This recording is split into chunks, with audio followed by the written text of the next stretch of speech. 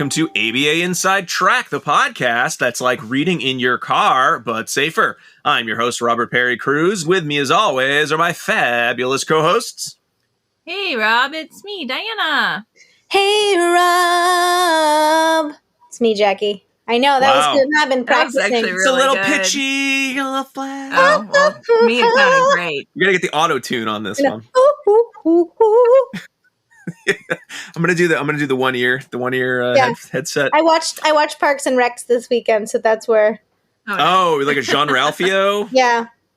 Can I share an anecdote that has absolutely nothing to do with the topic of our podcast, which surprisingly is not auto-tuning. Why start now? It's not the recording industry. It is actually behavior analysis and behavior analytic research, where every week we pick a topic and then we discuss that topic at length and relevant research articles about that topic. Sure. But unrelated to any of that, but related to the idea of voice. We were watching the new Star Wars cartoon show or animated show on Disney Plus, who's not sponsoring this episode. That's a free plug. And they had like a robot who had this like very distinct voice. And my middle son, who's got my gift for voice talent, said, he pauses. You can see him. He stands in front of the TV, stands there. And he goes, "Oh, that's Dewey Duck, who is the actor who plays Jean Ralphio on Parks and Recreation." I was just like so proud. I was like, I stopped everything, give him a big hug. I was just that's my gift to the world, is my son will also be able to say, "Oh, that's random character actor voice." It's Ben Schwartz, yes, is the actor. But that's absolutely nothing to do with what we're talking about today. Okay. That's just a fun bonus here on ABA Inside Track. Because while I am jazzed, you know what? I'm going to seg this. Check this out. I was so jazzed when my son did that, because I think that's an amazing talent, being able to pick out voice actors. But the topic we're going to talk about today is not one that lucrative. I am... Not a lucrative. It's not a lucrative talent, but it is a talent that I was jazzed about. And I'm going to tell you right now, folks, I am so jazzed about our topic and our guest for today's podcast, because I will be honest, this is a topic, usually when we have topics like Jackie and Dinah, they're smart ones, they have an exciting topic, token economies, or the matching law is very important, and we're like, I'll talk about that. But sometimes we go to talks or conferences and we see something related to like schools. That's my beat, right, on the show, schools and other topics related to schools and treatment in schools. And this year at the Thompson Center Conference, we went into a talk. And it was one of those talks where you're sitting there in the talk and you're saying, yes, this person gets it. They're speaking my language. They are saying the exact things I need to hear to start the school year. And I have been like excited to go to work every day, not just podcast work, like my full-time job every day, because of this line of research and because of some of the conversations I've already gotten to have with tonight's special guest. So I'm just like super excited, and hopefully that will it's going to come through. So it's like the equivalent of your child labeling Ben Schwartz's voice is today's topic. Wow. So exciting. Wow. We're going to be talking about emotional and behavioral disorder treatment with Dr. Johanna Staubitz tonight. And I'm so excited. Joey, thank you so much for getting us all jazzed and coming on the show tonight. Oh, thank you so much for having me. That was the kindest introduction that anyone could ever give. And I'm so flattered. I really admire the work all three of you do on the podcast and in your day jobs. And so it's really an honor to have people like you interested in hearing me talk about my work. So thank you so much. And another pro tip, we've been doing some pro tips too. If you ever want to be on ABA Inside Track, anyone out there listening, maybe you're a young researcher, you've been in the field, but you haven't gotten around to asking you to be on the show. First, do a talk that gets one of us like super jazzed to want to talk about it like nonstop for the rest of the year. And then two, when we email you, like, oh, hi, and I say something nice about our podcast in your email too, because that's like an automatic. Because Joey, you also... That's how I got here. Okay. I was like, tell me more about your research. And when you wrote back, you're like, I'd love to talk about it. Oh, and thanks for your show. We like your show. Something very, it's very pleasant, which, again, that's like a double whammy. You get one of those, you'll probably be on the show. You do too. We're booking you as soon as possible because we need as many ego boosts as possible. I do, at least. I don't know about the rest of us. I'm just getting we all. I'm always very honored when anyone wants to come on the show. I know. Or they've heard of the show. It's still very fun. My students never stop talking about your show. I like it myself, but it is, definitely one of the most listened to podcasts at Vanderbilt. Yeah. Oh, for sure. Oh, yeah. Good. Those are a big deal. Tell them hi. I will. Let them know that I haven't showered in multiple days. That will I'll be sure they know that. She's just like us. Well, we are going to be talking tonight about Joey's research.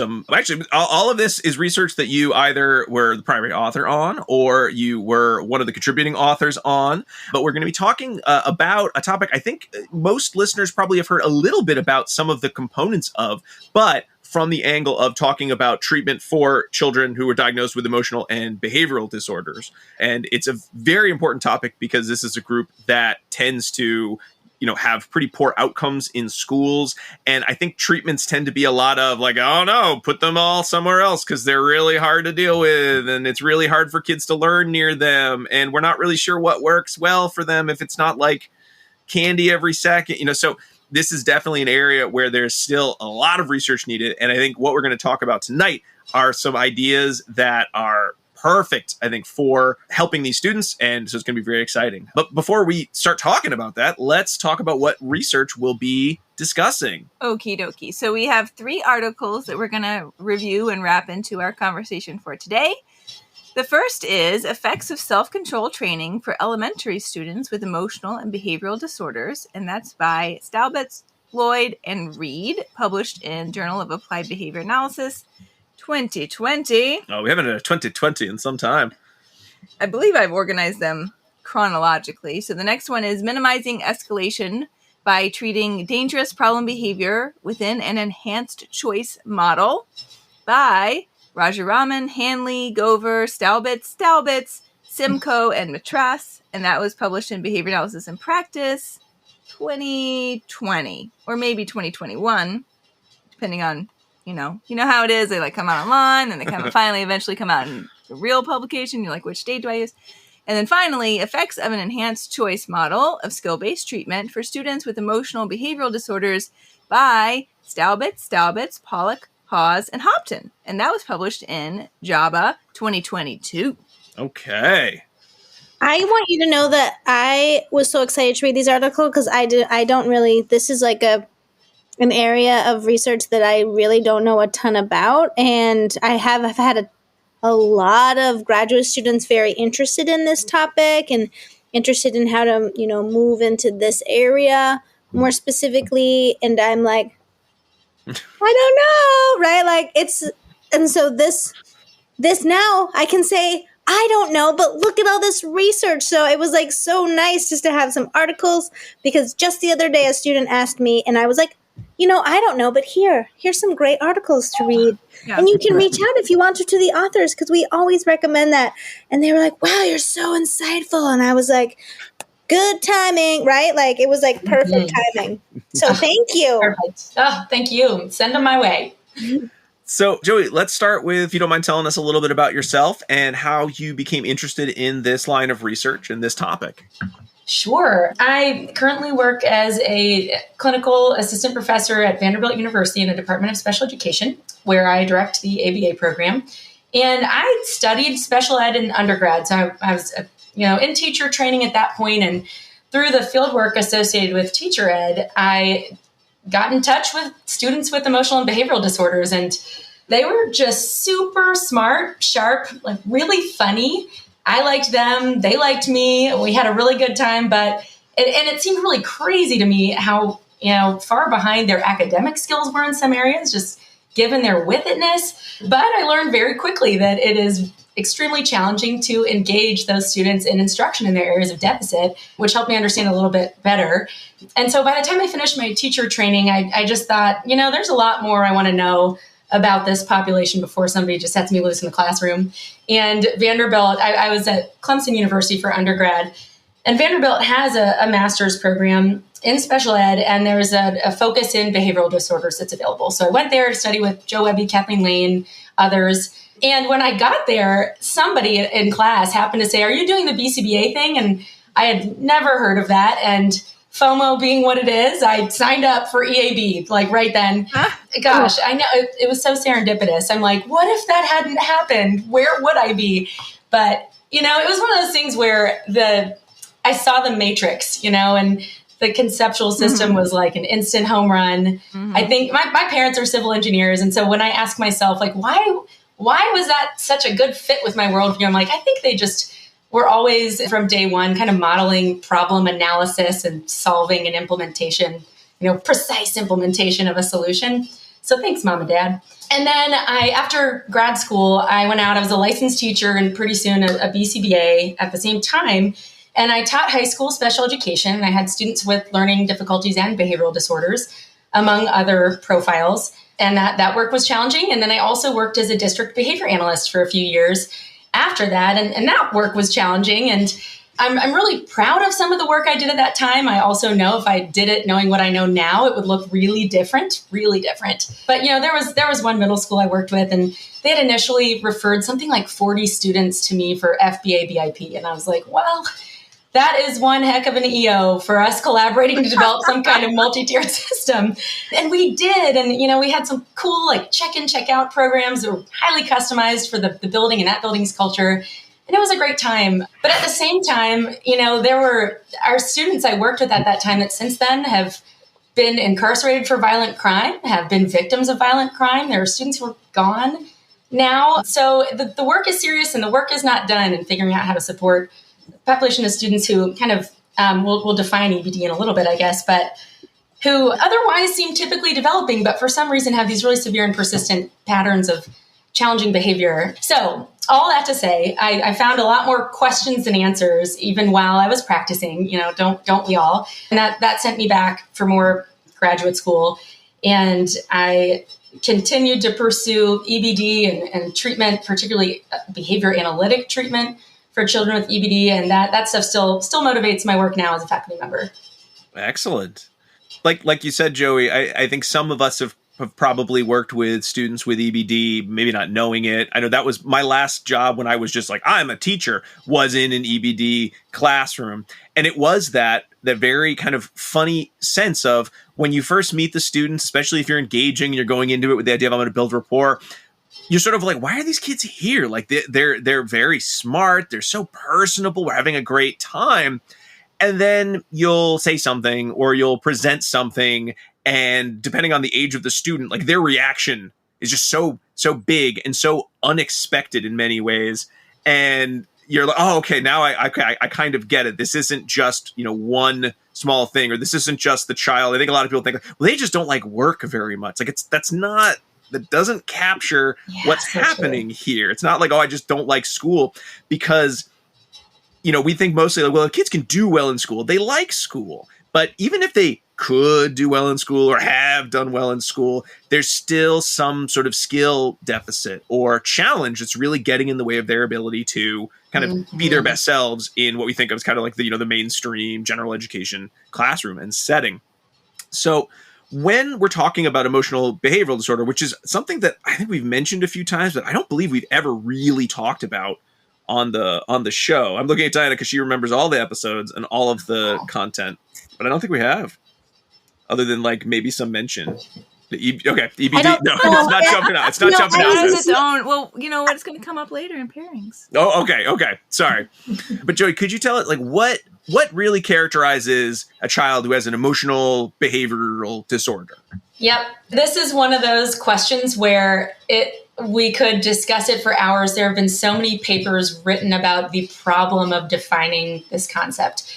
So and I know you know that, Rob. And so I can refer listeners also to, there's a special issue of the journal Behavioral Disorders from 2019. And that's like chock full of good information about this, papers that really summarize how things have unfolded over the decades for this population. But so that said, hard to define, but there's also, I guess, as part of who this group is, and part of what makes it hard to define is that there's a high co-occurrence of what in the special ed world we call externalizing and internalizing behavioral issues. So there's the problem behavior, quote unquote, the physical aggression, inappropriate vocalizations, tantrums, which include all of that and more. And then there's the anxiety and depression and the withdrawal behavior that might come along with that. So any of that is fair game to be considered under the EBD umbrella.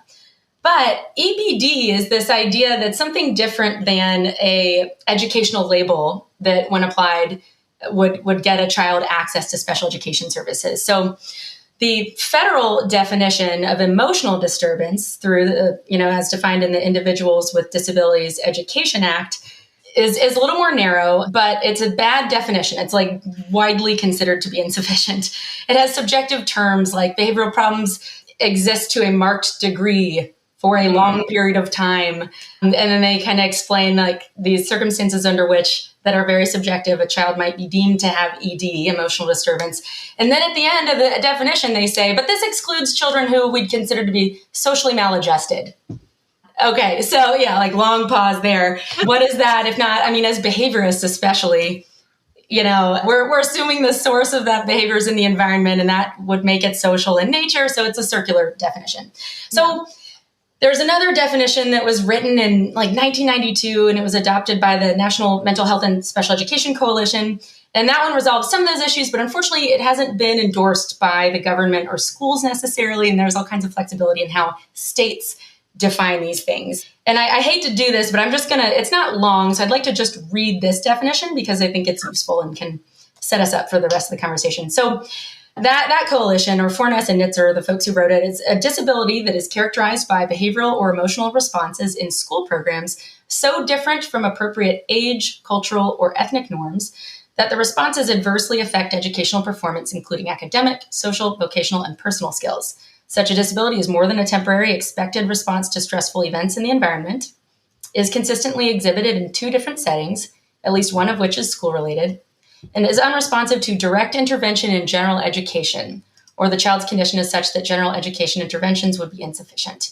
EBD can coexist with other disabilities, talks about including some other things. But it's all about this adverse effect on educational performance that shows up across contexts and is different from the challenging behavior that kids kind of display from time to time in general, in the distinction it has or the unreasonableness that it has relative to norms. So, yeah. And so that's the definition. Now schools apply it differently. And that means it's hard for kids to be identified. It's hard for them to access services because you have to be identified to access services. It's also hard to do research on this population for those reasons. It's just kind of hard to select students. So it's under-researched, under-understood, underserved.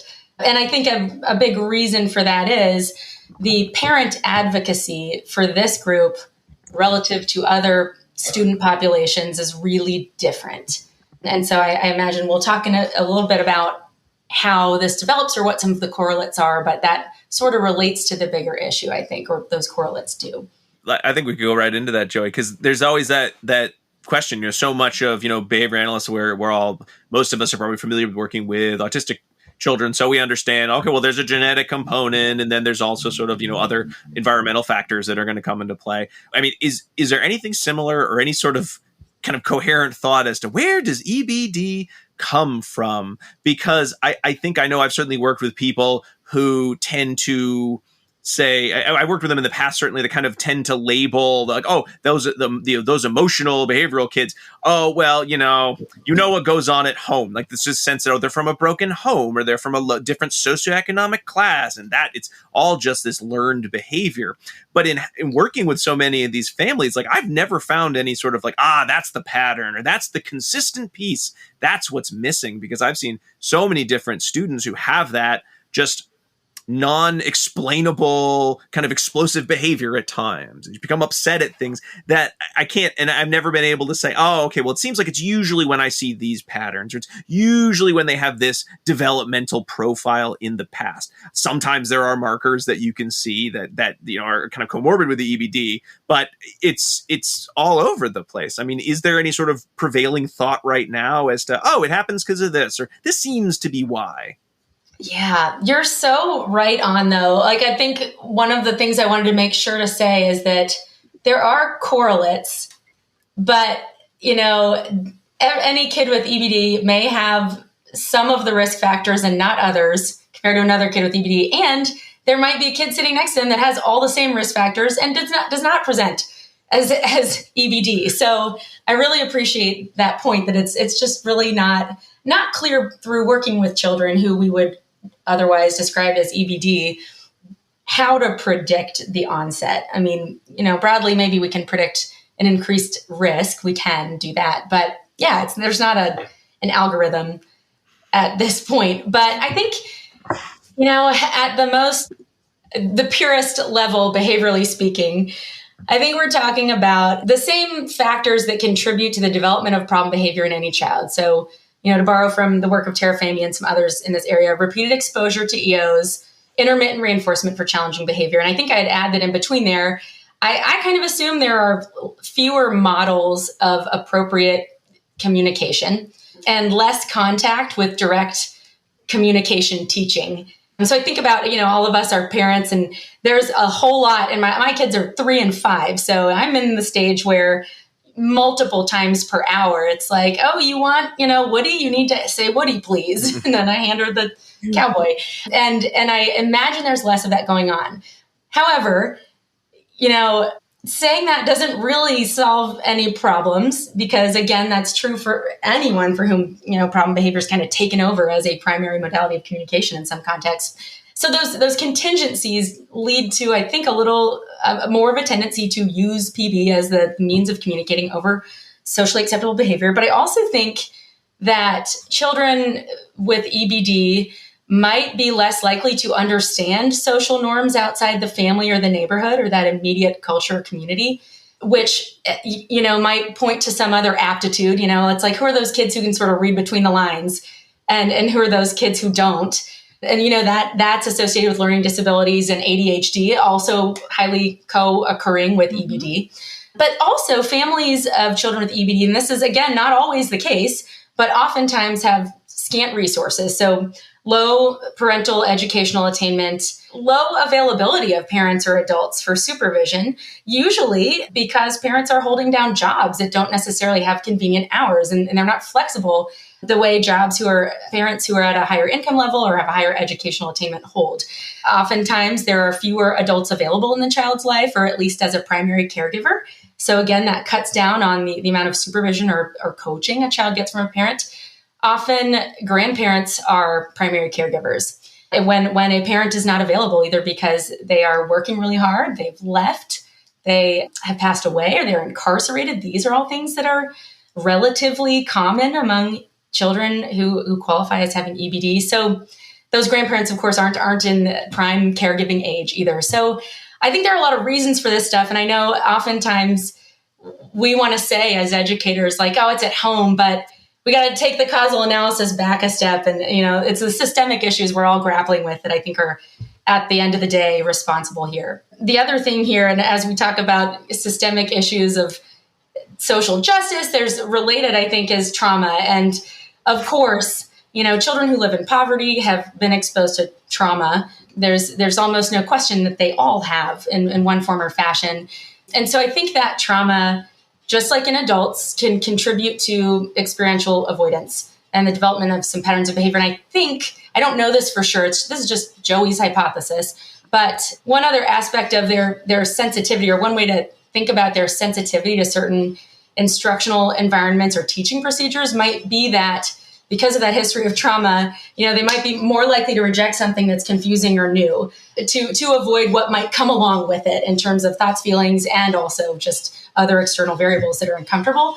Also, I learned real early in my time working with students with EBD that physical guidance can escalate the situation very rapidly. And I think that's just because of the histories they've had. Obviously, not all kids have experienced physical abuse, but many have. Many have also witnessed it. And so it's a hot button. So that's something to think hard about. And all of that contributes to the interactions between students and teachers in the classroom.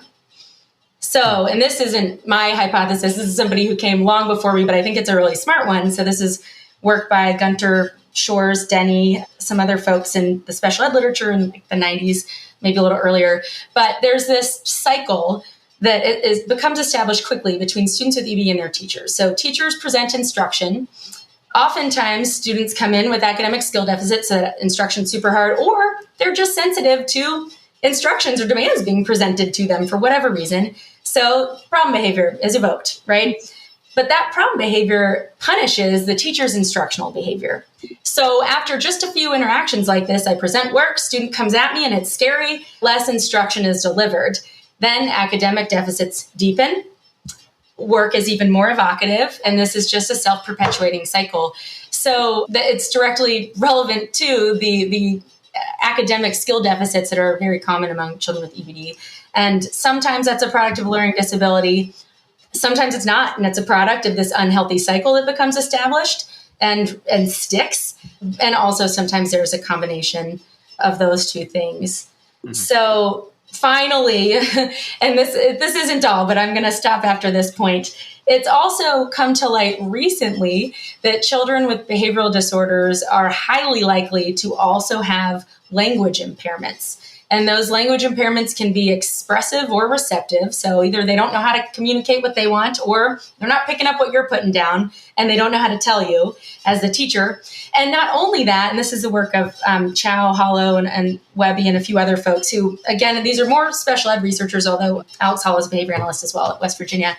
They found that teachers also, something like 80% of the time, overestimate students' language abilities. So not only are language impairments there, they're undetected, and people talk to these students because they don't have intellectual and developmental disabilities. They are fluent English speakers in our country. I guess actually that's not necessarily true, but very often they come across as very language abled. And so we're not necessarily communicating with them in a way that sets them up for success. So there's just a whole lot going on here, just like you said. Mm-hmm. Yeah. Joey, just real quick, in terms of the language, the potential for like kind of a language delay, is that in sort of like, general, like all kind of categories of speech, or is that more in terms of like acquiring new, more like technical terms in school? Because I know like certainly working with like students who have like English language learners, so non-native English speakers, you'll see that fluency in social language relatively quickly, but the fluency in the academic language may take many more months, up to a year or two later for that level of fluency. But again, teachers can make that same mistake of like, I see you talking with other kids all the time, I assume you're now a fluent English speaker, even though many of those students are not. Is it more like that, or is it sort of just unclear, vague, just some sort of challenge with language? That's a great question, and I don't know enough to answer it, so I'll want to look that up later. I imagine it is something like that, where the colloquial language comes somewhat naturally, or students can kind of fake it and make it. Mm-hmm. But I think it's harder to fake it and make it with the academic language. But I need to ask Jason and reread. So in terms of the articles we're going to be discussing tonight that you worked on, do you see these kind of articles as parts of a whole, or are they sort of different branches in terms of how you were looking at treatment? Because certainly looking at the progressive delay training article versus the enhanced choice model skills-based training, while I think there are some similarities between the two, I kind of read them as like two branches in terms of like, these are common treatments. Well, one is a little more common treatment, and one is, becoming a more and more common treatment.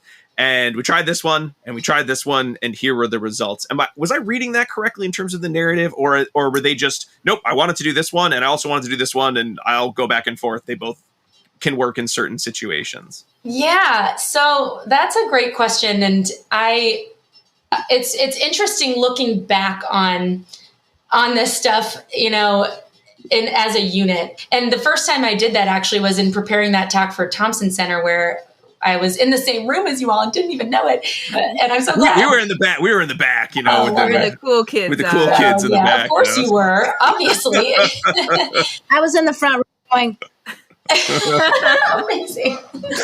She's nodding enthusiastically. And I was also enthusiastic that day. When putting that together, I was really struck because in that talk, I was looking across many applications of ECM SBT, not many, many for me, which is only 9, but a couple published studies and then some clients that came along after that. And then looking for patterns, I started to see connections to the progressive delay training study that I hadn't thought of before. And I was like, wow, this is a lot more related than I realized. But also at the same time, when I finished that was my dissertation, the progressive delay training study. And when I finished it, I kind of left with like, this is not the answer. And around that same time, I was getting exposed to Greg's work in synthesizing contingencies and seeing what that does for us and thinking I wanted to try that out and looking at that as kind of an alternative means for targeting some of the same skills. And I almost look at self-control now. Like, I like the conceptualization of self-control as, choosing the larger, later reward, by foregoing the smaller, sooner reward instead of the opposite.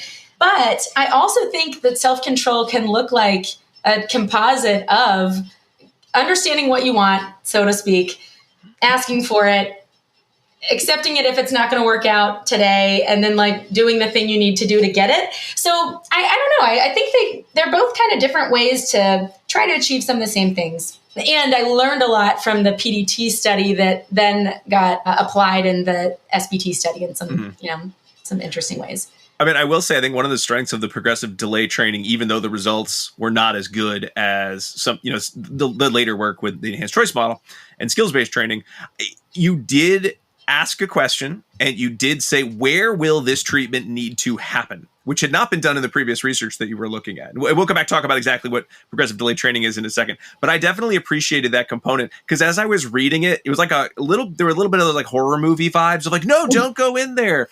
The idea of like, no, give the kids something to do while they're waiting. Why wouldn't you do that? Yeah. It's like, no one's going to do progressive relaxation. That sounds like an awful activity. So, as I was reading it, it definitely had that, like, I bet this could have been better in some ways, but you were really looking at it from that, I think, teacher perspective of, well, what is it really going to look like? What does a teacher want? I want to tell this kid, you can't have this until later. Do everything else in between. You can't have anything special. Just be, and then behave. And then eventually something nice will happen, which that's what it's going to be. So anything else you add might have gotten better results, but then you get a treatment that's going to, it's not going to generalize to the meaningful criteria. Yes. Oh my gosh. I'm so like, my insides were like, oh yes. So I was trained, I didn't necessarily plan to talk about this, but I can't not now that you said that. I was trained by Paul Yoder in observational methodology. I don't know if you know his work at all. He's an observational methodologist and an autism intervention researcher, and an absolute genius. But I took away from his class and, working with him, collaborating with him a little bit on research, this understanding of like there are, and he's not a behavior analyst, and he's like, I think helpfully very critical of behavior analytic research. And one of his criticisms is that like, when we want to talk about meaningful change for people, we're talking about their generalized tendencies, not what he would call context-bound behavior change. And we as behavior analysts really aim for context-bound behavior change because we're looking for control by a contingency under certain conditions. And we want it to be reversible, because that's how we demonstrate that it is our contingency that is important. And that's where our internal validity comes from in our studies in many cases. And that's precisely what I did not want to do in my dissertation. I was like, I'm aiming for generalized tendency here, partly because that's arguably meaningful in a different way than context-bound behavior change, but more because I came from practice and consulting with teachers and having been a teacher. And I was thinking, is there anything we can do and pull out that would just help and not require the teacher to do extra stuff? And that's really probably a very silly wish, but I'm still kind of partway pursuing that, even though I do my best to train up staff to help with implementation. So that really drove the decisions about which modifications to use. And the progressive muscle relaxation thing, that was really out there for me. I was like, I can't believe I'm doing this. But I was like, what can we teach them to do that they can manage themselves? Let's try it. People love this stuff. There is some evidence for it now, not necessarily for this purpose. Yeah, and that didn't really stick for the kids. So, yeah. Their preference assessment seemed like doing nothing better than progressive relaxation. I think you didn't phrase it quite like that in the paper, but it was that sense. I'll just sit here. Like that's more fun than. Yeah, I'm cool. Thanks. Yeah. One kid wanted to keep the card and carried it around all day, but. I've seen many behavior plans, though, that include that as one of the steps that you try with kids as a coping strategy.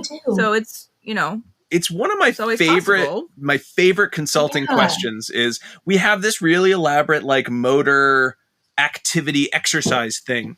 How do I make the kid do it? Because we offer it up because it's going to help them engage in more appropriate behavior, but they hate it.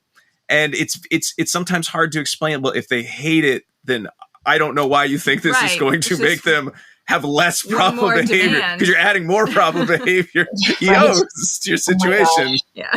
So I don't know if that's the target we should be working on. Like we've got to get them to tolerate this motor thing because then they'll still hate all the work that we're presenting to them, but they'll at least do the motor thing, which is irrelevant.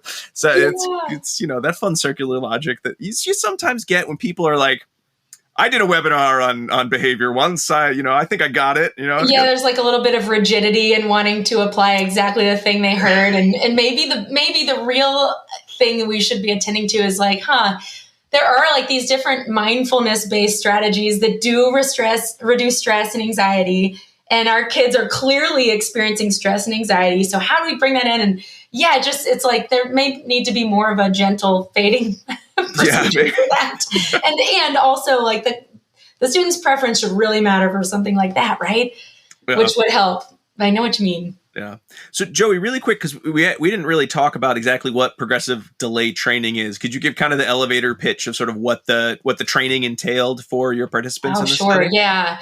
So this is kind of our way for in behavior analytic practice to address something that's related to the idea of delay discounting, or the extent to which a person will choose a larger reward available after a delay at the cost of a smaller, sooner reward, or actually the opposite of that. If we're saying discounting and impulsivity, they're choosing the smaller, sooner reward at the cost of something bigger, better that comes later. So progressive delay training simply involves beginning with no delay. There's a smaller reward available and there's a larger reward available, and you make a choice. So it looks a little bit like a concurrent chain schedule where there's this FR1, pick one, and that onsets something else, and another schedule of reinforcement. Technically, in this case, it would be consumption of the reinforcer when there's no delay. But then the progressive delay training part is what you're probably guessing, is that we progressively increase the delay to the larger later reward, as long as the participant or client is allocating most of their responding to the larger later reward. So we might go from 0-second delay to a 2-second delay. Then we have really what looks like a concurrent chain schedule. They make a selection, and then we onset the delay if they chose the larger later, and then consumption of the reinforcer. So in this study, honestly, I think that, I can't remember. The delays were probably about a minute long. The reward time, the duration of consuming the reward was probably about a minute, give or take, probably 30 seconds. I just can't remember. But then the smaller sooner, I think, was 60. I think it was. Oh my gosh, that is not the number that was supposed to come out of my mouth. The smaller sooner reward was 30 seconds. And now I can picture an old slide. The larger later was 60 seconds. So twice as long of a window of time for consuming the reinforcer. Now, importantly, in progressive delay training, there is that delay that onsets prior to the opportunity to consume the reward. But also there's an intertrial interval, so that participants can't optimize by choosing the smaller sooner. So imagine if there's, the smaller sooner rewards available immediately. So you get 30 seconds of play on the iPad. And then if the next trial starts right away, you can choose the smaller sooner, and you can access the iPad the whole entire time. So There is a delay of the same delay that precedes the larger later that follows the smaller sooner when a participant makes that selection. But anyway, as student or children, participants, students allocate to the larger later, we successively increase the duration of the delay. It was not an elevator answer.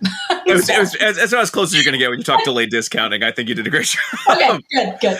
I know, kind of logistical question, and it wasn't on my sort of list of like big concept questions, but I was shocked reading about the kind of intertrial interval. And, I know you noted in that, like, we gave them very clear timeline, and we let them know exactly how long they were going to have, and we let them know exactly when we were going to take the iPad. But just reading that, I'm like, how did you get through more than one trial with some of the students of like, all right, well, I hope you enjoyed your iPad. It's going to be time to choose again, but I'm taking it right now, and have it not just like, and that was the last session we ran with that trial today, because they were like, no, I can just keep this and I'll smack you if you come near me, or I'll just scream and yell until you leave me alone. It did seem like, how are you going to get more than a couple trials out of this? I mean, do you think it was just the knowledge of like, no, I swear we're going to do this again. You're going to get a chunk of time where you get to, or you just got really lucky with your participants of like, well, some of them didn't get past, maybe the minute of the longer later, but they were really compliant with handing things over for some reason. Looking back, I'm like, I can't believe they cooperated with that, because some of those same participants then were in our later SBT studies. And so they really weren't students who tolerated giving up their stuff. But I did have a lot of other contingency management.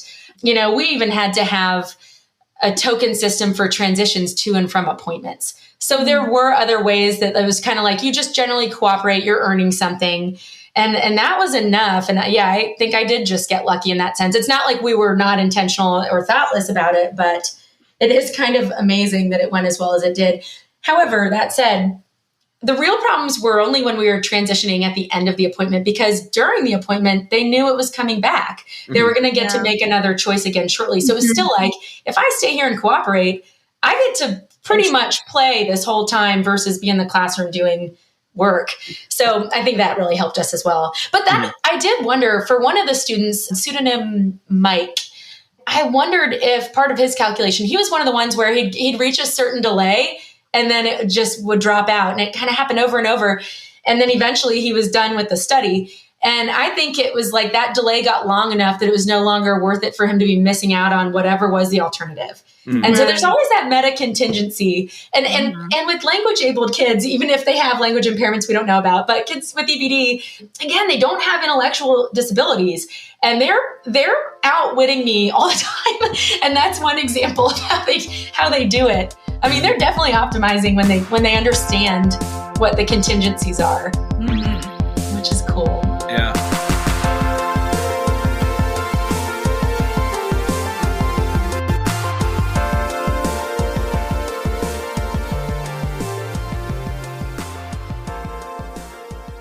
Do you want to be a BCBA? Sure, we all do. Now you can come to Regis College in Weston, Mass. to get your graduate degree. Choose from any one of these courses. Masters of Science in Applied Behavior Analysis. Masters of Science in Special Education. Dual degree in Special Ed and ABA. Or be eligible for your postmaster's certificate. You can complete your degree and be ready to sit for the exam in 2 years. And our 2017 grads had a 100% pass rate on the BACB exam. Come enjoy practicum placement support, ethics mini handbooks, PhD level professors, small class sizes, and a service trip to Iceland. If interested, don't delay. Supplies are limited. Learn more at regiscollege.edu. Again, that's www.regiscollege.edu, regiscollege.edu. One more time, www.regiscollege.edu. See you there!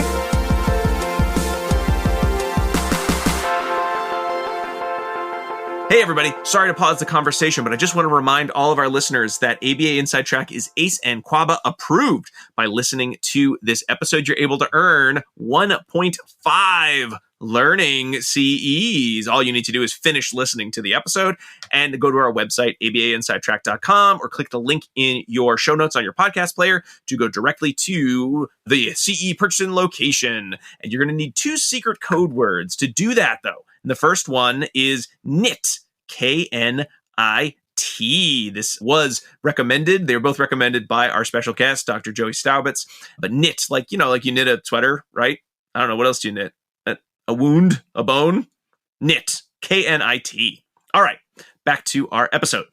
So you had, your, I don't know how much of your package was like ready to go when you first started. Like you had your plan B, your plan C. We'll add this if we don't see, this level of responding after some number of trials. Was that all ready to go? Or was that wow, this isn't working as well as I thought for some of these kids. Now we're going to add another piece. Yeah, I love that you asked that. It's like you've kind of been in these shoes before. It was halfway, like I just reviewed the literature, so I knew, I was like, we can provide an intervening activity, but I don't want it to be one where there's extra stuff, something they can do on their own in line waiting for the water fountain or whatever. We can signal the delay if we need to, but I hadn't written procedures for those things, and it was oh, wow, this is not working for anyone. Weird. That's so sad, right? When it's like your research and you're like going in and you're like, I'm ready. But I think it's important for students to hear that again, that you said, oh, nothing is working for everyone, right? Because students are always like, I wrote this protocol and it's beautiful, right? And it's going to work and it's going to work for everyone and it's going to be the gold standard from now on. And what normally happens, right, is that it doesn't work for anyone and they're like shocked. So it's just nice to hear, right? From you, a well-known researcher, that things don't always work. Especially when it's like, this is an extension of research that's been done. So the research tells me this should totally work. Why? What's happening here? And again, a lot of it is because some of this research was done in a lab where the participants were not the participants I have. So keep reaching for the stars, folks. It's okay if your procedure doesn't work the first time. But know that it won't. And I just wish, I hope my students listen to just at least that 10-second segment of you, Jackie, because they always think I'm an a-hole because I'm like, just like we need like 5 backup plans. We need a couple other research questions we can answer with this because that's probably not going to happen. And they're like, of course it is. And they have the reason. And I'm like, no, I'm not saying you didn't do your homework. But if anybody's a sci-fi fan, I like to quote Andy Weir here as, no plan survives first implementation from The Martian. They just don't. So, I mean, some probably do, but only for better and more experienced researchers than I. Same. Mine always fail. And my students are like, we don't have to do anything this semester. And I'm like, no, we have to do everything. That just means we have to do more. But that's the beautiful thing about single case design is the dynamicism that serves us. Yeah. So Joey, at least with the progressive delayed training, you had some other component. We talked about sort of the kind of the mediating activity, you had different visuals that you were using, and it was sort of like, I think it was like 2 of the participants kind of with 1 or 2 additions got to a decent amount of wait time or a decent amount of time where they would choose the longer later. The others, it seemed like everything. Oh, I think what was I think the last component was I removed many of the components and was like, all right, let's just here's what basics. Choose this one if you want a little bit now. Choose this one if you want a lot later. Like that's it. Like you removed the components to see if it was just getting maybe too confusing for some of those. And it's still, I mean, kind of what were the overall results of the study? Yeah. So for 3 of the 6 students. So the first thing I did was not any of the modifications I read about in the literature. It was just like, I think either some of them are not fully discriminating these contingencies because it really is the richer schedule is the schedule with the larger later because of that delay that comes after the smaller sooner. Mm-hmm. And so I'm like, let's just rule out that they don't get that that's what's happening. Also, I suspected that one student, I believe his pseudonym was Zach, had an inaccurate rule like you're supposed to choose the smaller sooner. And I was like, let's just clear up what's happening here with language. Because as much as we want to learn about the impact of the contingencies in our work, we also should not fail to take advantage of the language skills of our clients. And regardless, we should assume their language is entering into it, whether we're describing things or not. So there's just all kinds of noise introduced. So that's when we were like, here's why it's good for you to choose larger later. You actually get to play more. And you don't have to sit there and wait till we present the next choice. It's like when you're done playing, it's time to make another choice.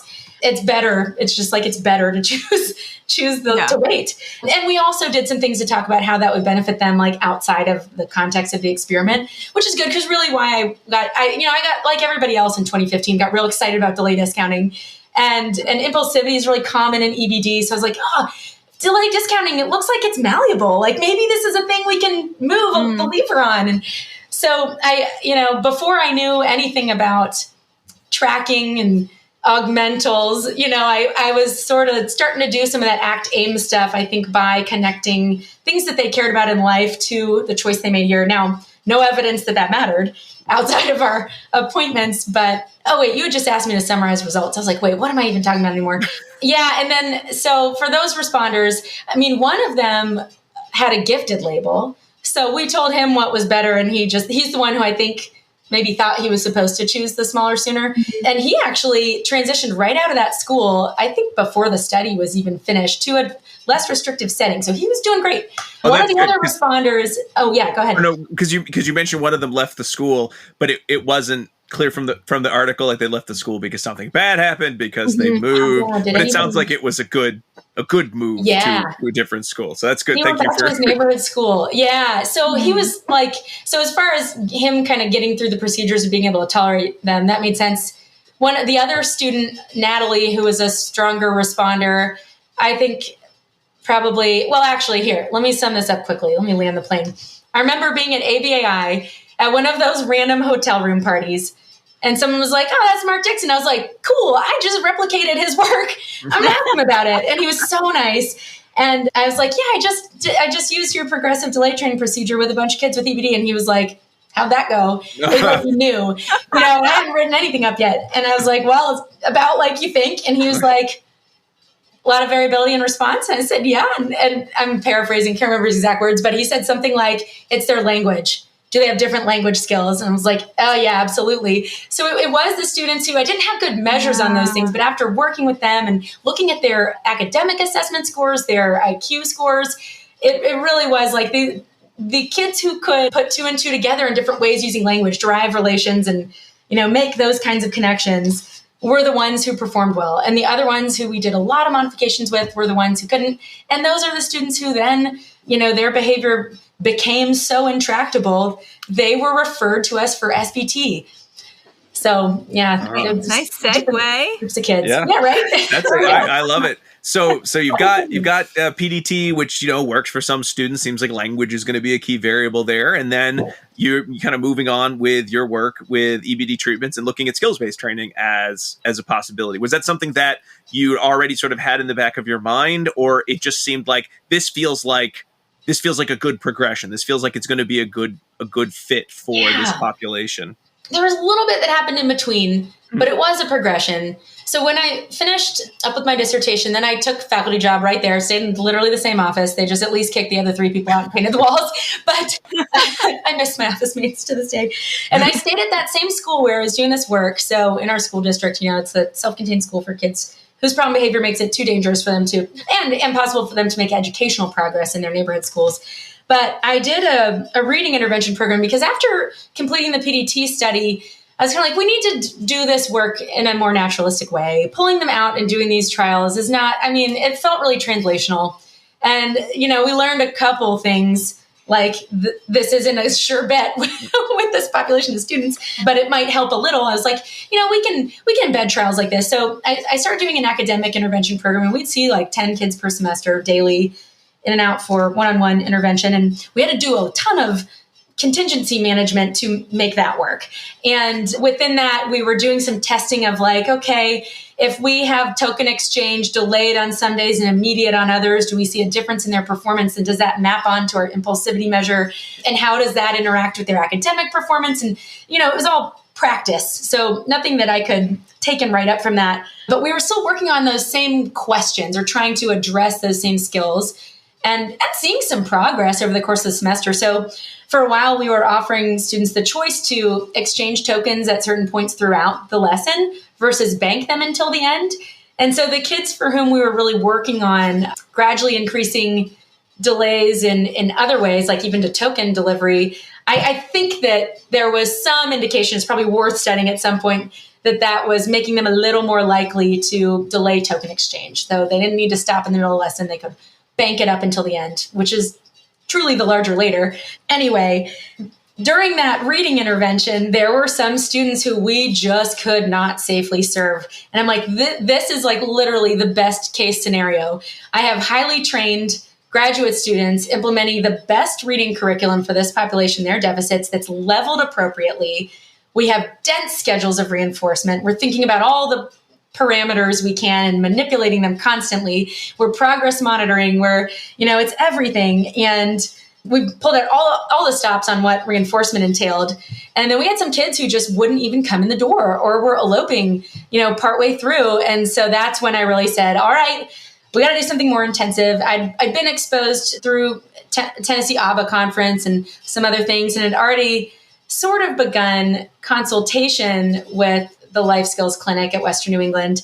And so basically we'd asked Greg, hey, we want to learn how to do this. We've been, we're kind of interested. We meaning my husband and me, John Staubitz. He's a Staubitz on the publications. And Greg had graciously, this was before FTF and they had just millions of people wanting them to train them, said, my graduate student Ditu can meet with you weekly and teach you how to do this, which is like, even then I was like, this is like the best internship ever. This is the coolest thing. Thanks, Ditu. And he was primarily working with John, who's at Triad out of Vanderbilt Kennedy Center. I guess that relationship is not totally pertinent right now, but I said, well, John, have you started with a case yet? Because I've got this kid that I cannot get engaged with reading instruction. Let's do it. And he's like, that'll be really convenient. So DITU coached us through our first case that came out of that reading intervention that came out of the PDT study. And that's how we got to skill-based treatment. Yes. Now, enhanced choice model is a fun story, but if you're ready for that now, I can tell it now. But I think that's good. I mean, we've talked about, certainly, we've talked with DITU about, the ITS and the PFA process. We talked about some of the kind of trauma-informed components that sort of have now, I think, kind of morphed into the more formal enhanced choice model. But we haven't actually talked about the enhanced choice component of based treatment. So that would be a great one to talk about for listeners, because it's still, I think, pretty new in terms of being like crystallized as here's a thing, here's the steps. Yeah. So when we first started working with DITU, we had this client who we called Ronaldo, obviously not his real name. And we were just learning skill-based treatment. ECM didn't exist. And EBD, I mentioned earlier, relevant to the trauma history, language skills, who knows what else. Physical guidance has not been a great fit in my experience, just explosions. They're like, what are you doing, lady? Get off me. And I'm like, cool, I get it. I really don't like when people touch me either, especially not to try to get me to do something. And there are students for whom that's a perfect fit. It's fine. But yeah, the majority of the kids with EBD with whom I've even, approximated that, it's a no-go. So that was important. And this was pre-ECM still, but we were like, we're not gonna do a 3-step prompting with this. And the school wouldn't have allowed it. Our district policy is that if you're not school staff, you're not going to touch the kids. And I appreciate that.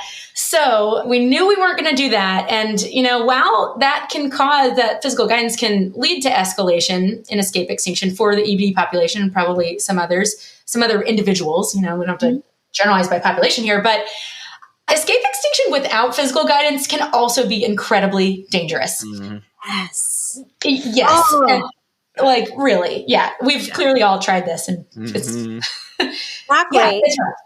It's rough. So you can picture what happened. Here we are doing skill-based treatment with escape extinction, but no physical guidance. And Ronaldo he was not happy. And it wasn't really until we got to cab chaining that he was so unhappy. But this might be my well-placed curse word. He said to us, I don't want to play your effing my way game. And now I get that. Right? I get that. Yeah, we're holding out all your stuff till you do the thing we want you to do. You already have a history of people trying to get you to do the thing that they want you to do, and you want to fight back against that. And I still don't understand counter control and whether it's different than escape maintained behavior, but we're all talking about that all the time. But it told us we needed to make some changes. That's what it looks like for a kid who doesn't have the language or the savvy to say, I don't want to participate in your study anymore. Yeah. Yeah. That was him trying to revoke his consent, and things were dangerous, and it was risking a partnership with the school too. I was also expecting a child at the time and working with my husband. So it's like the two of us getting chairs thrown, and John's like, we cannot keep doing this. So in that work with DITU, we're calling, we're like, dude, we're having some big problems. Like, watch the video from session number, whatever.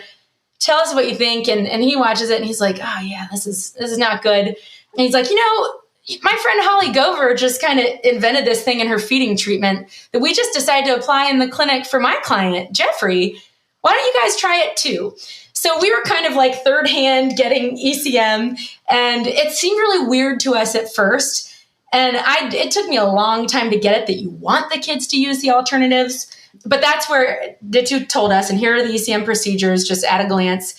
1, the child can leave at any time. So that solves that I don't want to play your my way game problem. They can go back to class because you're in a school, and DITU's applications, they're in a clinic. So that meant like literally leaving the site for the day, which was different for us. We could go to the classroom every few minutes and kind of, you still cool? We're here till the end of the appointment window. So the child would always have the option to come back. They could go to Hangout, which was a designated space at that time where the child could access all the tangible items and play routines. It was like, you play basketball here, basketball setup should be available in Hangout.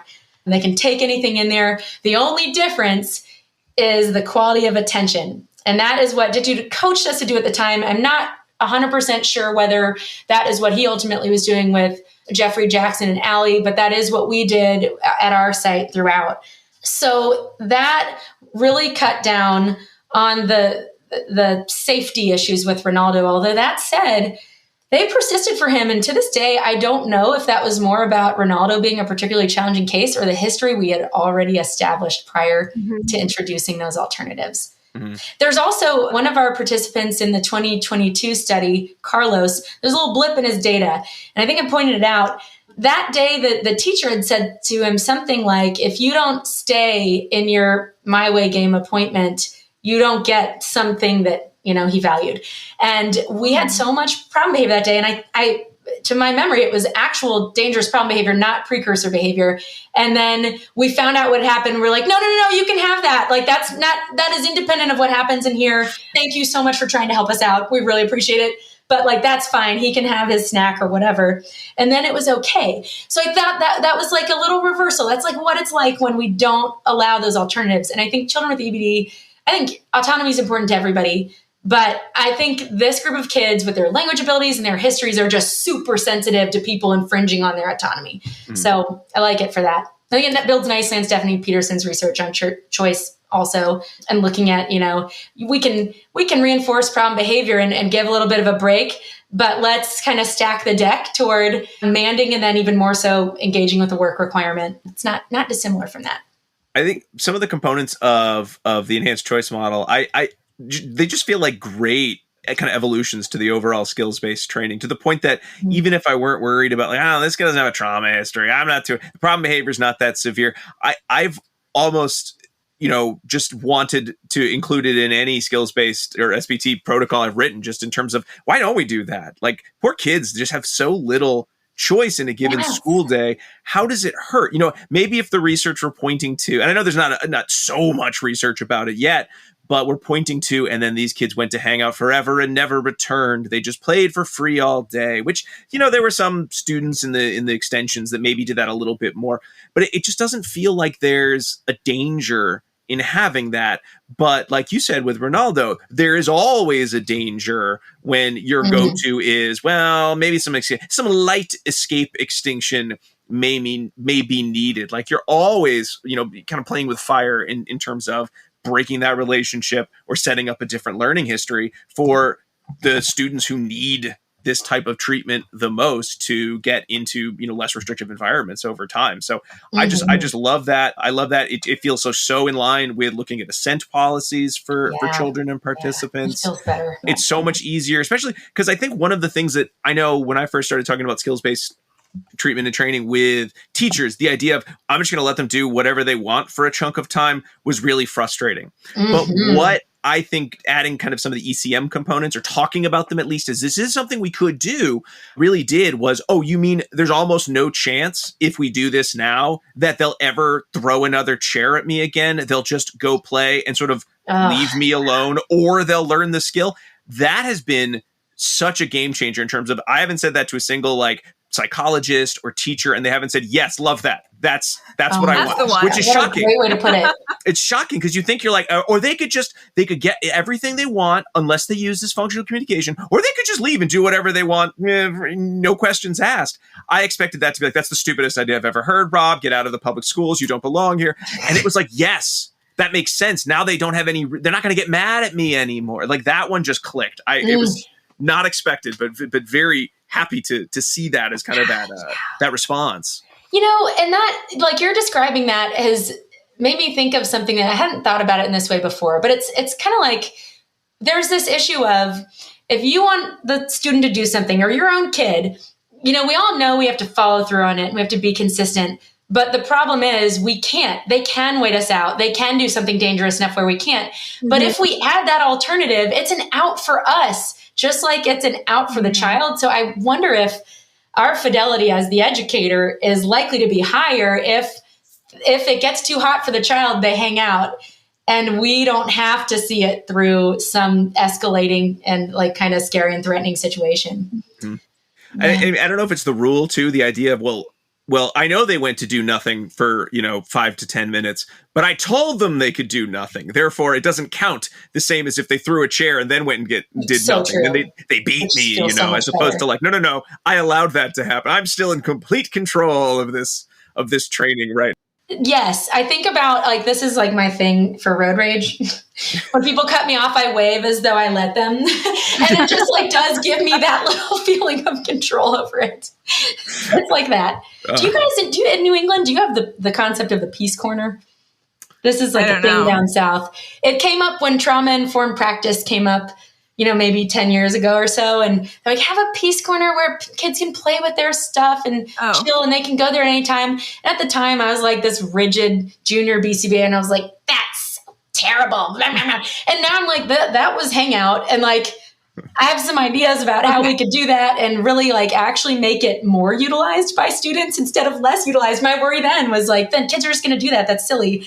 And now I'm like, let's make it more reinforcing. I don't call it the Peace Corner, but in some public classrooms that I have been privy to, aka my own child's classroom, they have what they call a emotions corner, which sounds like that if you're feeling emotions or not, you can go there, and they have like all the toys, and they have like cushy things, and it's totally.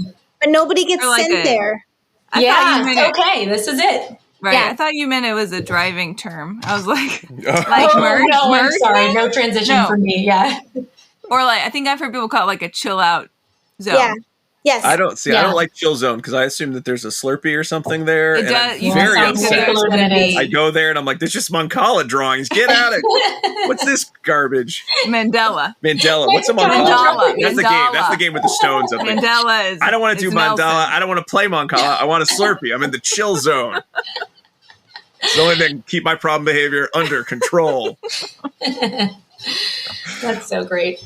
Yeah. So Joey, between D2 study and then your own study, what were some of the big? Were there other big differences besides just that you were focusing on students with EBD versus kind of the more eclectic participants in the kind of D2's original ECM study? Like, were there other pieces that you were really trying to be more aware of, or that based on that original research, you were like, I got to make sure to add this component to further extend and replicate? Yeah, it was pretty close in, but a couple little things. So Peter and Hank, the participants from my site who were in D2's study, Peter had an ASD diagnosis. Like, they both were considered, to present with EBD, but Peter had an ASD diagnosis, and Hank very likely would have. There were some cultural factors, like this child needs tough love kind of stuff. Not, it's not anything like that. But I would be shocked if a skilled professional who assessed him did not conclude that he had autism. And so that was a little bit of a difference. They met our inclusion criteria, or would have met our inclusion criteria for this follow-up study, but are a little bit different from those participants in that way, the follow-up students. And I think the only reason that's relevant is that both of those kids, Peter and Hank, had more restricted interests, I think, coming along with that ASD diagnosis. And I remember not having as many issues with satiation with them. Play didn't have to change as much over time, and it was highly motivating. That was like, there was like a specific type of play they each wanted to do that we could deliver. Whereas the participants in our study, there was a lot more variability. We had to change it up, bringing in new items, constantly interviewing them to figure out what we needed to do. Also, had a little bit of difficulty kind of discriminating when they were bored and moving on to a new play routine. So that wasn't intentional, but that was a little bit of a difference. And then the ECM procedures were identical. For one client in the follow-up study, we modified the ECM procedures. We kind of changed the categorical reinforcer and hangout, which was reduced in quality from attention to tangibles. You could bring all your stuff except the iPad, but I'm going to sit here with you and play with you, because we always want Hangout to be good enough. We want them to actually use it. But there was another BCBA leading that case, and she was like, it's too much, and the classroom staff starting to worry about it. But for FCR shaping, in D2's study, we had, I think, 2 criterion changes within FCR shaping represented on the graph. And in the follow-up study, we had multiple approximations that we introduced sequentially. And, we did that in both applications, but the reviewers asked us to graph all those criterion changes to increase the opportunity for a viewer to evaluate experimental control. Mm-hmm. So that was a big difference, but really like a post hoc difference because we did stuff the same way. Yeah. So, and then the participants were different really just by default.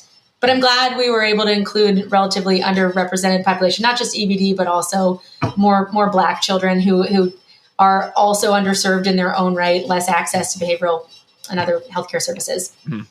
So I have a couple rapid fire. These might be slightly more boring questions. I know we all have a lot of fun with sort of the big conceptual questions. These are a little bit more just like nitty gritty questions because they're ones that people ask me a lot. And one of the things that, doing this show for so many years has gotten, I think we've all gotten really good at a sense of context to any research. And when we're talking about SBT and we're talking about, trauma-informed work, that's still so new. And even if you go back like 3 years, you'll read procedures and be like, what are they doing here? This isn't even close to what happened 3 years later. Like, man, we must have learned so much in such a short amount of time. It's just a rapid iteration. And when people ask me, like, should I do this? Should I do that? I'm like, well, you kind of like, I'm not quite sure what the 100% you have to do these component pieces of some of these treatments are because they're still changing. They're still being kind of shaped up a little bit based on different populations. So in terms of your like sessions, what went into a ECM SBT session with a student? They came into the space, you had your hangout space, you had all the other items, whatever came out in the ISCA is kind of your EO situations. You knew what you needed to have, you knew what you were going to take away, or you knew what you were going to present. And what was the timing? What were the kind of criteria? How did you decide on those? Were they as arbitrary as sometimes research makes it seem, or were they based on information that you had about the learners that you said, well, everyone's going to be a little different here, or I think it should be this because this has the best chance of success? Kind of just those little nitty gritty details that I think when you read them in a research study just seem like, yes, of course, that's what's in the research study. But then when you translate, you sort of have to know, wait a minute, was this critical or research? Is this a research step, or is this is how you have to do it? So true. Yeah. Oh yeah. Okay. Well, let me start by like what everybody got that was the same. And then maybe I can sum up what parts were more individualized. So, for everybody, of course, we started with interview and ISCA, the whole PFA process. And that was, the synthesized reinforcement was highly individualized for each student, although for each one, attention was important, tangible access was important, and demands mattered. They just looked different. And so then, once we do that and have what we need to know, like this highly motivating context identified, we apply it to the first approximation to the FCR. And our sessions, so they enter an appointment. We chat, come down the hall like, hey, you ready to play today? Here's what we're doing. We're teaching you communicative skills so that you can get your needs met. By the way, I love telling the students or the participants what they're going to do. I love the debriefs at the end. That is even no trauma, even if I don't want to do ECM, like that is part of my SBT these days. Like I can't not do it. I love doing it. I've done it with anyone I've done this year since I read your studies. It's like, I got to do that. That's so cool. It's the best. I love it. And they seem to love it too. They're like, oh yeah, okay, yeah, sounds good. Yeah, all right. So I'll be great. Amazing, I'm gonna do everything. Opportunity it was before. I also was like late to that, and it's like, whoa, what's I thinking? Who cares? Yeah, why wouldn't I say what I'm about to do? Hey, we're gonna do a thing. It looks like this. I think it'll help you. It was almost like we believed we had to like trick them into participating. Like if we tell them they're not going to do it, no, of course. Yeah. Isn't that funny? Yeah. So, and Greg and Ditu had said, you want to talk to them a lot, but also I remember, I didn't plan on mentioning this, but I did a talk at Taba on this once, and Greg happened to be there, and he said afterward, like, I think your contingency reviews are like, have a lot of depth. I'm not sure ours are like that comprehensive. And I was like, oh, I couldn't tell if it sounded like a good or bad thing, but it's working well for us. And it sounds like it's working great for you as well. So it's good to know. Yeah. So we do that. And, some kids engage with that more than others, and on some days more than others. And that's okay. We just still kind of try to do it, and also respect it. If it sounds like they don't want to talk, we'll back off a little bit. So they come in and we review the ECM alternatives every single appointment, not every single session within an appointment. But that usually includes some modeling and role play too. I have noticed that students they don't tend to to allocate to the alternatives in the early stages of treatment, and it's cab chaining where rubber hits the road. And by then even if you've reviewed them verbally, they've forgotten, and you start to see PC and PB, and that's when you say, oh, we need to do a little role play with that. So hot tip, do more role play with that before cab chaining or right at the beginning. But then each session, is, we also contingency review. It's the ECM alternatives. And we'll talk about, how I said with the PDT study, it's the transition away that's bad. With SBT, for some clients, when that appointment is over, it hits the fan. And so we can work on that during cab chaining, and we've had some just absolutely wonderful victories there. But cab chaining is a long time away from FCT, right? Especially for some clients. Yeah. So we do a little thing where no matter what, everybody gets 2 minutes of free play at the end where we're not going to interrupt you with an EO presentation. And lately we've been doing, if you transition smoothly, and we define that and explicitly teach it, briefly, then you get an extra minute of free play the next day. So we usually check in on that at the beginning of the session. Oh, I love that. I'm going to add that because same thing of It's I've seen but no problem behavior. I've asked them to do the hardest things they've ever been asked, and then it's time to leave, and it's like, oh, that's where it is. That's my problem. Love you. We did too good. We did too good here. Oh no. Mm-hmm. Yes, exactly. So sessions are, one at a time, 5 trials each. And the reason they are 5 is that's 1 for every required trial type. The trial where you reinforce the FCR, trial where you reinforce the tolerance response, 3 cab trials of varying, difficulties and lengths. And, you could do 10 and have 2 of each, but you also want to be efficient. So, if you do that, just adjust your mastery criteria appropriately, I'd say. Time and reinforcement is an interesting one. So it's arbitrary, and we just do 30 to 90 seconds and try to have that vary across trials because that's what Ditu coached us to do, and it worked well. And I love the idea of keeping the duration unpredictable in addition to the response requirement for what that can do for generalization. Yeah. But we actually, for one client, for Carlos, we wondered whether it mattered. And we were kind of like, hey, we've been having some problems lately. Are they following the trials where there was long time and reinforcement, or is there a pattern here? And we actually just did a tiny little alternating treatments design where across sessions within an appointment, we manipulated time and reinforcement. We're like, stay between 30 and 60 for a trial set, then go 90 to 120 for a trial set, something like that. And there was no difference at all, which is not to say there won't be for other clients, but I think that the 30 to 60 is fine. And you can always test that if you have a hypothesis about what might be better. So that's kind of one part of child-led time that is a sort of critical feature.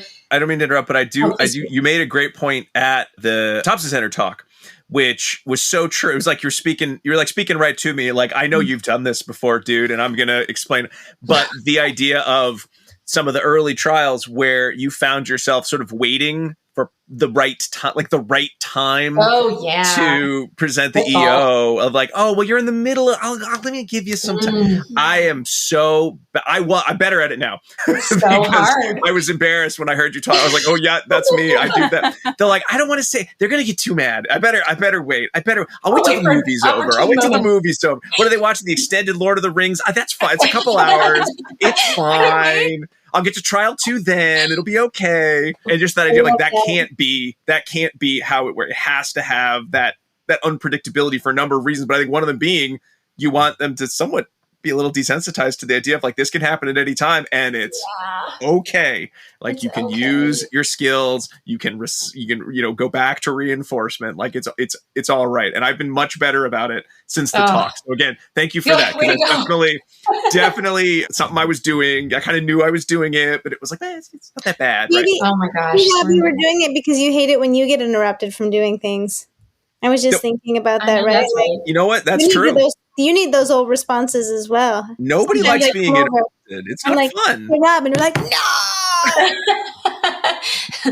Jack and Diana are going to start intermittently interrupting you to help you, get accustomed to it.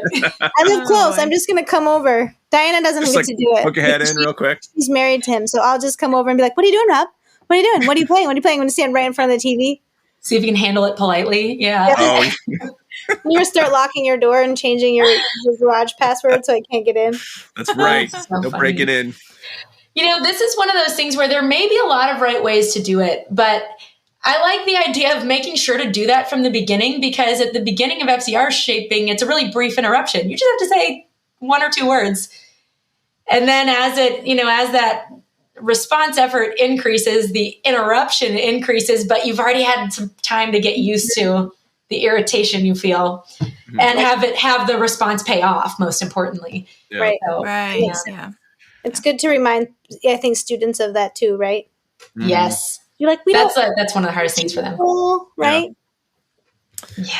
Yeah. So, all right. So, Joey, thank you for explaining kind of that the idea of they go the appointment, they have the session. Within that, you sort of pick the number based on what you're going to need to do as you get into the more intensive, cab training components and everything. So, always 5 trials, but the trials get longer as they include more cabs. Right. Yeah. So the sessions get longer. Mm-hmm. CAB stands for contextually appropriate behavior for you. Who's not. Yeah, it's the part. I'm not. I kind of just like the more colloquial, doing the stuff that you have to do in life. Yeah, which is contextually appropriate. I guess the context could change. The acronym for that is really going to roll off the tongue in the same way. The stuff SYDI. The SLIDIF. Got to check your SLIDIFs, everybody. I'll switch to that myself. That's perfect. As long as somebody else is doing it, it's not a crazy idea.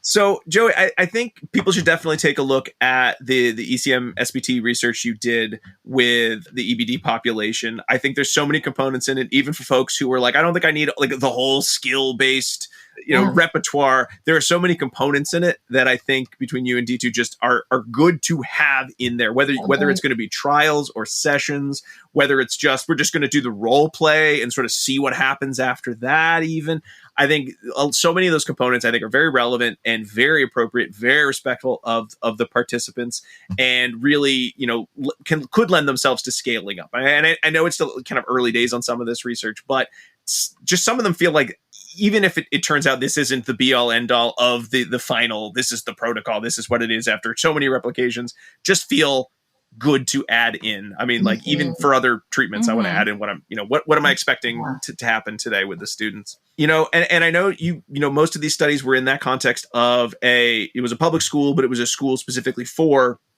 students with EBD. I mean, what do you think is kind of next for the ECM SBT kind of treatment protocols, like, expanding, iterating? You think that's a moving into dissemination station question, Rob? I guess it is. Yeah, I guess it is. You guys that was are a crazy train. Going off the rails. It's going off the rails.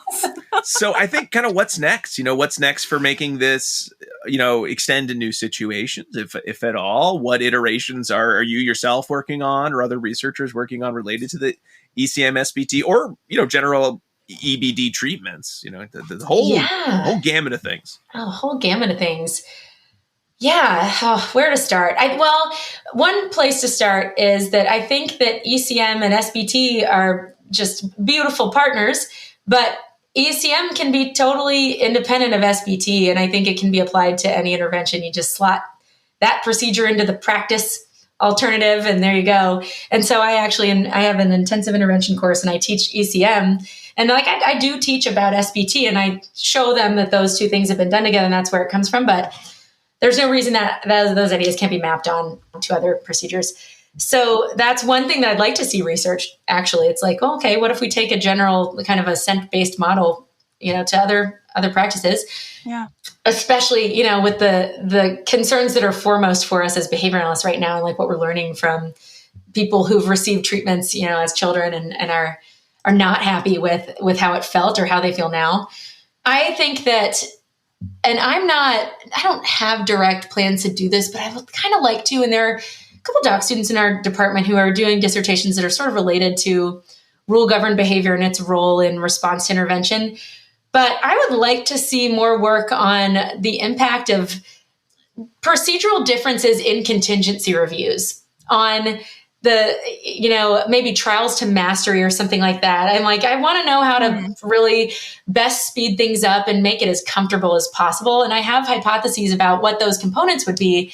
And maybe I will do that. I mean, that just needs to happen. And there are also, John, my husband, who I mentioned, is involved with some machine learning work through Triad. And he's collaborated with Joshua Jessel on some of that. And I'm sure Ditu and Holly, now they're down at Vanderbilt, will get involved with it too.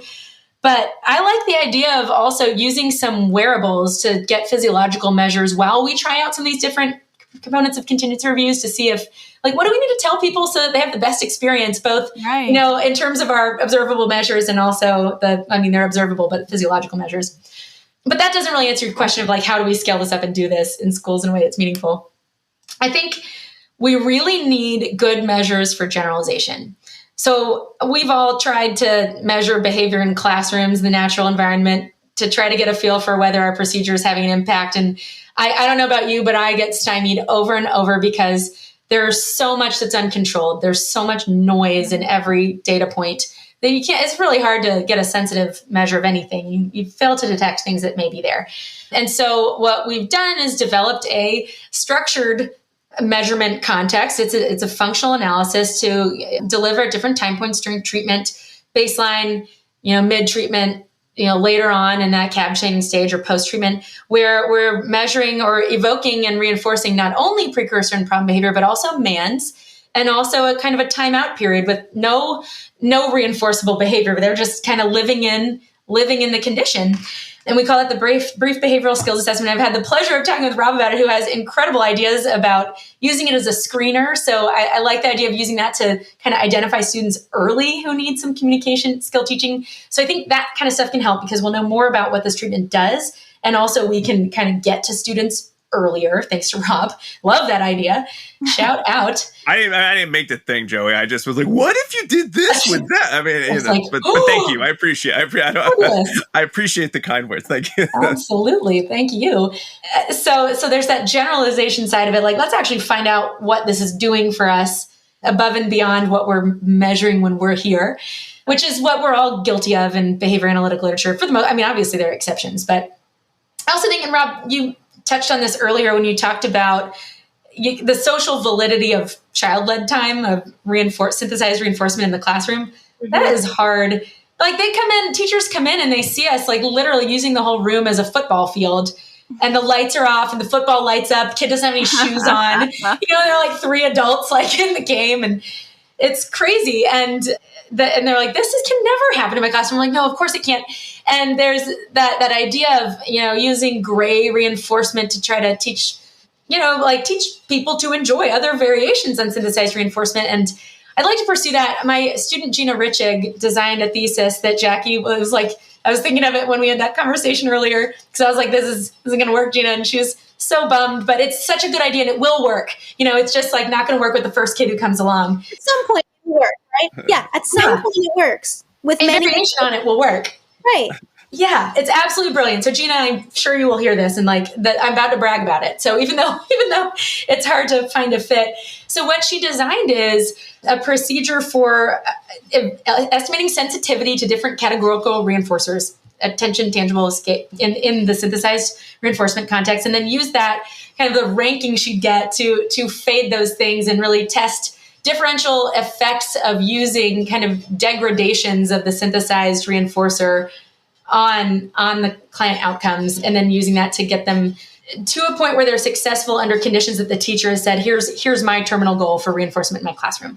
So it's very practical. It would take a long time to explain the ins and outs, but I think that's something we need to do is figure out how to sell it. And you've already got some good ideas about that. You mentioned earlier about the trade-off, but also how to make sure we have replicable procedures with evidence behind them for fading some of the aspects of reinforcement that really can't happen in the classroom. Mm-hmm. This is one of those questions where I'm like, I feel like I'm getting less concise as time goes on, and I apologize for that. We kept you for a lot longer than we promised we would. That's totally fine. I've kept you. I think there's just one more thing to mention about this topic of how do we scale up, or that's not true. I will only mention one more thing that's like models of service delivery. So there's like that behavior consultation model that was for a long time the most common. There's also that, I think it's like the behavior analytic consultation in schools model, like the Mueller paper. And in that one, so in the first one, it's like you're working directly with people who are the direct service providers and you're teaching them. And then in the latter, the consultation in schools model, you're doing a lot of the direct skill training. And then once you've established things, then bringing staff in, or earlier if you want to. And I don't know which one is best for which group of people, and I would like to know that. And I think there's a implementation science literature out there that I'm not as in touch with as I need to be. So that question's probably already answered. But for this training in particular, I think some folks are having a lot of success using teleconsultation to support implementation. In that case, it's the staff who are doing all of it. And I think that almost sounds like it's going better than it's going for me to use the model where we do all the work. It's great for my students because they learn to implement the procedures, but school staff, and reasonably, I think, are super hot to trot when we begin the school year. But by the time we get to the point where we want to train them, they've been slugging it away, slogging through it or whatever, plugging along. I've got all these wrong words for it. And then it's like, we're asking them to do more work when they're really like close to the end of the school year. And it's just hard. So yeah, we need more resources for direct behavioral services so we can figure that stuff out. Yeah, Joey, I think that is one of those weird paradoxes because I've seen that. I mean, again, I've got like an N of like 4 or 5. It's not huge. I mean, how many can you do at once? But just that idea of, well, I mean, you know, it's a consecutive case series when it comes to schools because you never know who you're working with. But I've had folks who are, you know, teachers or there's, you know, folks who are one-to-ones. And I'm like, this is kind of how you're going to break up your skills, you know, your SBT sessions. But realistically, you're with this kid all day. You want to do 1,000 trials. Just here's a ratio. Try to follow this as best you can. And it felt like one of those things of this is a disaster. Like, I'm going to come back in 2 days and they're going to hate me. They're going to hate, like, I can't do this treatment anymore. And they're like, yeah, we moved up 3 steps. It was amazing. Everyone's great. Incredible. Like, they're doing all their work now. I can't believe it. And then I've had situations where it's like, I'm going to run the sessions. I'm the behavior analyst. I'm very, very smart. And everyone's like, this is taking forever. And all that's happened is the child learned the FCR and they're just trying to use it with us. And I'm like, I don't know what you're asking for. Like, what's going on? So you've sabotaged like you've ruined it. Thanks a lot, jerk.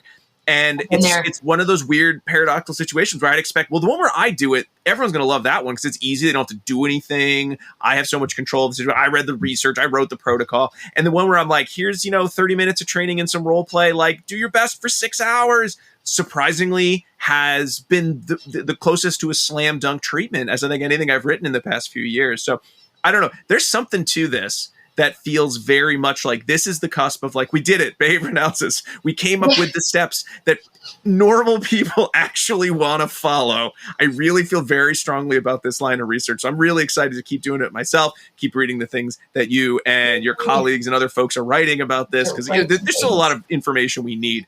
But at the same time, I don't know. A lot of other things I've suggested, like fancy token economies, nobody wants to do it. Get out of town. That's too what is up hard. with that? I love them, and that nobody wants to do it. You're right. They're great, but no, that's too much. Can't do it. Too much. But the idea of like, you could let the kid go play over in the corner, or you could have them like use some communication. Love it. Great. We'll do that 6 hours a day, and good point. They're good little boys and girls. I don't know. It just feels very much like that's the task. So I don't know. We'll see. Time will tell, but it is very exciting. And we were just so very, very thankful that you were able to come on and talk with us for so long and answer all of our fun questions. We hope they were fun questions about the topic of EBD treatment. So Joey, thank you so much for being on the show tonight. If folks want to reach out like I did and ask you a million more questions and then force you to come on their podcast about the subject, how should they do so?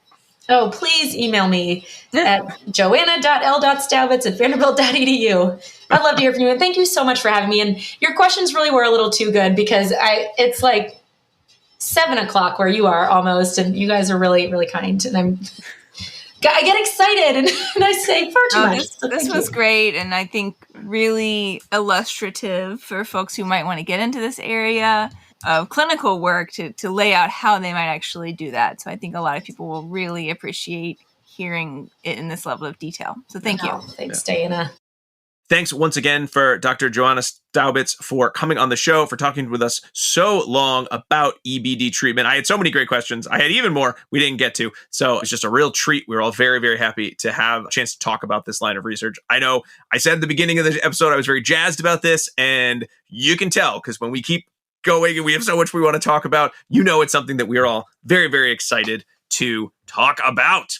But that does mean that we ran a little bit long, which is okay for listeners because A, I thought the content was great and we hope you think it was too. B, that means this episode is worth 1.5 learning CEs. And then C, it means that we have a little extra time for Diana to put together her pairings in our new section of the show. Yes, everyone. I know you've been waiting, and now it's finally time for Pairings, the new section of the show where I tell you old episodes you might want to go back and listen to if this topic was of interest to you, and a small snack that you might enjoy while listening to this episode that is perhaps thematically related.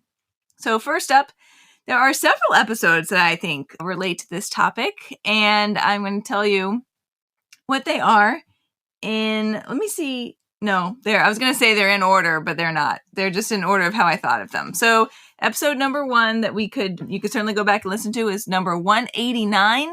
That was our episode where we review self-control research. You might also find yourself interested in episode 57, which is titled Humans Prefer Contingencies, and ties in pretty nicely here. We had 2 episodes where we talked about delay tolerance training in sort of different contexts. One is episode 138, where we talked about delay tolerance training and functional communication training. That was with Dr. Jeff Tiger. And episode 181, in which we talked about delay tolerance training and skills-based training with Dr. Mashid Gemagami. And then we also had 2 episodes recently where we talked about trauma-informed care. And some of those conversations would be relevant to inform this conversation that we had. So those were episode 204, Trauma-Informed Care and Skills-Based Training with Dr. Ditu Rajaraman. And then episode 214, maybe also titled Trauma-Informed Care or something similar with Sandra Bishop. Yes. And don't forget, we also have episode, I think it's 110, where we just talked about the ISCA. We did, but that was a while back when it was still called the ISCA. That's true. Well, there's still and it ISCA. Was 110. Very good. That was you. Also with D2 as well. So yes, you could also listen to that and reflect on sort of the Genesis. Ongoing iterations of ISCA and then PFA and then SBT and then now ECM as well. Now, in order to fully enjoy this episode, you might want to prepare yourself a snack to go with it, also because it's been quite long.